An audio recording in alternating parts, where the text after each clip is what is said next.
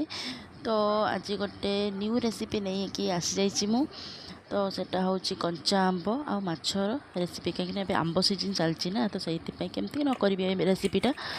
तो प्रथमे तो मु माछ को गोड़े देली हलदी लुण देकी कढ़ई गरम करके तेल गरम करदेवा।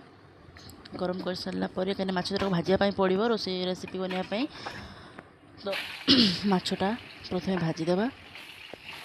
मुझे रोही माछ नहीं तो आपण जेकोसी माछ नहीं पारे से किसी ये ना ए सबुथ हम। तो माछटा बेसी कड़क करके भाजबेनी हल्का हल्का लाल लाल रही भल लगे।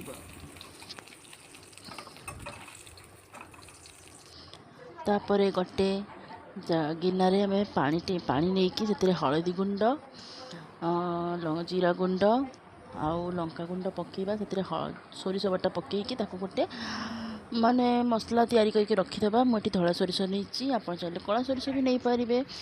तापर तेल गरम करके से 5 फुटण पकेबा। 5 फुटण पकईकी पियाज पकईकी भाजीदेवा टिके हल्का पियाज भाजिया।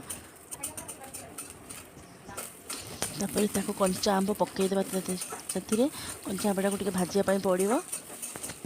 कंचा आंब भाजीदेले भाजी सारा पर से जो मसलाटा मुझे गोलैकी रखी पकईदेवे। पकई देकी टिके एपट सेपट करेंगे। तापर से आउ कि पानी देवा कहीं पानी देले जाकि आंबटा सीझिबो से।